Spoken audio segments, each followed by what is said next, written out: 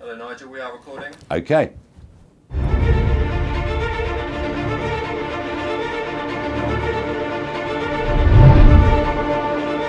Some decisions have huge consequences, and when it was decided by Boris Johnson that they would call for a Queen's speech leading to a prorogation of Parliament, even though it was just a few days that Parliament would be closed for, because of course the party conference season happens in September. But it led to some really disastrous events for the government. Firstly, of course, we had Hilary Benn putting forward a piece of legislation, the Benn Act, which forbids the Prime Minister from taking us out on the 31st of October with what they call a no deal. I don't call it that. I call it a clean break Brexit, but whatever. And basically forces him, unless he can reheat Mrs May's treaty, from going to the European summit on the 17th of October and extending the date upon which we leave until at least the 31st of January. That was one consequence of this prorogation.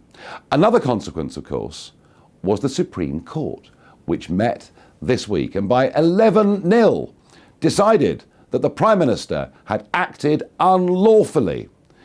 If you ask what law did he break, of course there isn't an answer, because there is no law that he broke.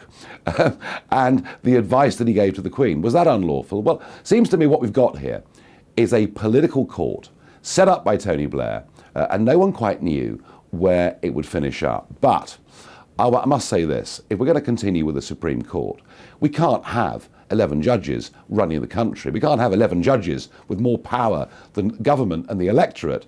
We're going to have a written constitution to rein these people in and to give them some guidelines through which they can operate. I feel that very, very strongly.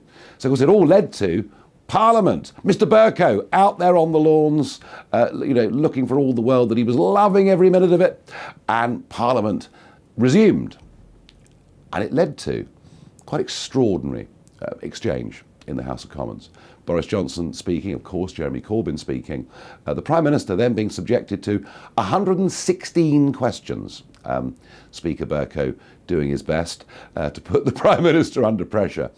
And what we saw in those exchanges was Boris Johnson regularly referring to Hilary Benn's piece of legislation as the surrender bill, that we'd surrendered our negotiating ability in Brussels. Seemed to me that was a pretty reasonable use of language. Boris also used the language of betrayal, that the voters have been betrayed by Parliament on Brexit. Now, Ken Clarke, the leader of the House, very helpfully said, oh, well, what Boris is doing, he's picking up the Nigel Farage rhetoric. Well, of course, to some extent, that is right. That is what Boris Johnson was doing.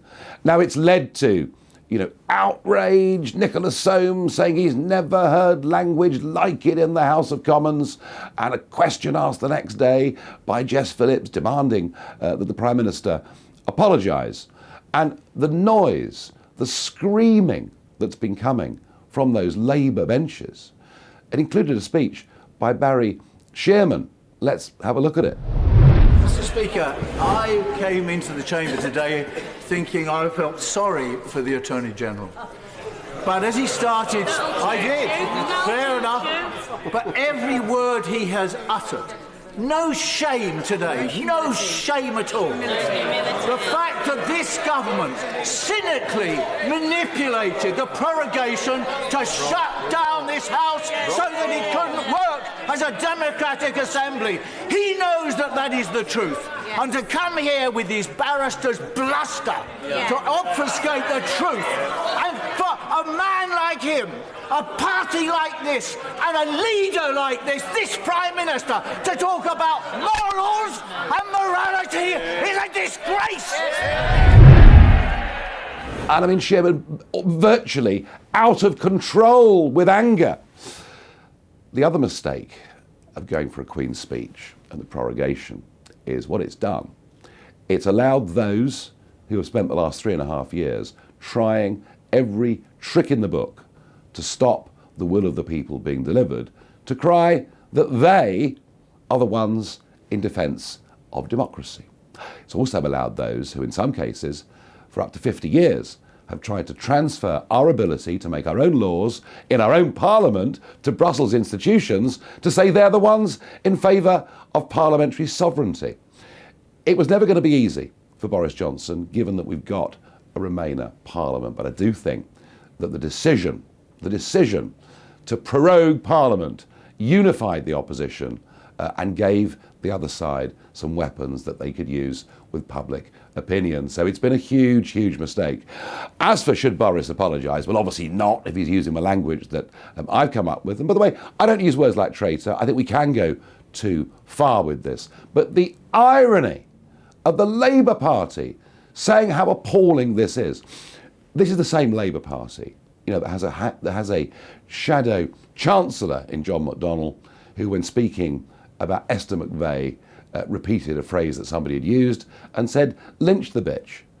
Yeah, this is a Labour Party with David Lammy in it, who appears to have been driven almost insane by Brexit, who compared Jacob Rees-Mogg and Boris Johnson to the Nazis.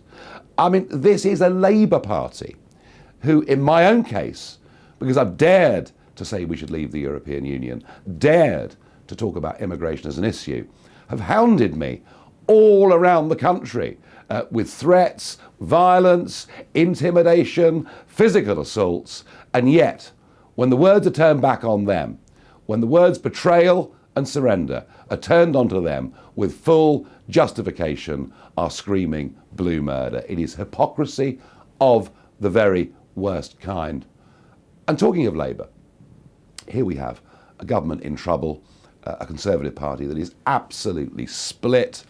I mean, everybody says, oh, well, of course, Nigel, you must be very pleased. We've now got a government committed to leave. Well, yeah, but, over half the cabinet did vote Remain. So it's a very split Conservative Party. So the Labour Party should be 20 points ahead in the polls, no problem. But they're not. Why? Well, they're run by Corbyn, who looks like a bit of a duffer these days, frankly. And the party itself is becoming so extreme, it's almost unbelievable. Now, 100 years ago, the big split in the left was you were either a Trotskyist or a Leninist. And Lenin believed in socialism in one country. Trotsky believed in a world revolution. There are modern-day Leninists who believe in the United Kingdom, believe in its borders, are fiercely patriotic, but very much on the left of politics. And I think, Tony Benn, leading Eurosceptic, came from that kind of school of thought. But then you've got the Trotskyites, who want global revolution, who believe that the nation state should cease to exist, that borders don't matter because we're all global citizens. Well, deep within the Labour Party, and in particular within Momentum, the Trots are now in control. And they had their debate at the Labour conference. And despite the fact the Labour Party in 2017 very clearly said that when we leave the European Union, freedom of movement will end, have now committed another betrayal, because they've decided the new policy is that freedom of movement will continue, but not just with the European Union, but with wider parts of the world. Family reunion will go on in future uncontested. All detention centres will be closed. So there's going to be a complete open door to anyone that wants to come into the United Kingdom if Labour get to power. That was passed by the conference. Corbyn says he will abide by it. And here's the real kicker. All of them that come will get the vote. That's right, they get the vote. This is an attempt to gerrymander the future of British politics. I think it's an absolutely appalling, revolting policy. But it's good news, because there are millions of traditional Labour voters, not those that live in Islington in £5 million houses, but real Labour voters out there who've seen over the last 15, 20 years net migration to the United Kingdom running at 10 times in some years what it was for the 60-year period after World War II. They've seen their wages undercut, they've seen their societies fundamentally change, they've seen their towns and cities suffer terribly because of a lack of integration, and they are furious on this issue. And everything from the crisis in our schools, our hospitals, our roads, comes down to the population crisis. We have a serious population crisis. We don't have the infrastructure to deal with a population that is now rising by 500,000 every single year, and 80% of that is down to immigration or the birth of children who've directly come from first generation migrants to this country. And Labour have now, just with that second betrayal, opened up a massive electoral flank. And I can promise you, as the Brexit Party, we're going to be back in those Labour heartlands, pointing out to them that there have now been 2 betrayals. So what does next week bring? Well, I knew the answer to that. I go to Ladbrokes right now and get my money on. But I think what's going to happen is the stalemate will continue. At some point in the next couple of weeks, they will try and bring forward the legislation, that Benn legislation, to try and force the government to apply for an extension to Article 50 way before that European summit. They somehow don't quite trust Boris to do it. And I think a general election is getting a lot closer, because every time Corbyn says no to a general election, a majority of voters and even Labour voters say this is wrong. We need some resolution of this issue. So a general election is coming, and for the voter it'll be a menu like going to a restaurant. It'll be the Liberal Democrats who say revoke Article 50, cancel the result of the greatest democratic exercise in the history of our nation. The Labour Party will campaign saying vote for us, we'll give you a second referendum. It'll be Remain versus a form of Remain. The Brexit Party will campaign saying we want a clean break Brexit. Let's just get out of this thing. We want to be free, get on with the rest of our lives. And the Conservative Party will campaign on, let's see. Because at the moment, it would appear that Boris's main aim is to reheat Mrs May's appalling deal, the new European treaty, to get an amendment to the backstop and to try and get that through.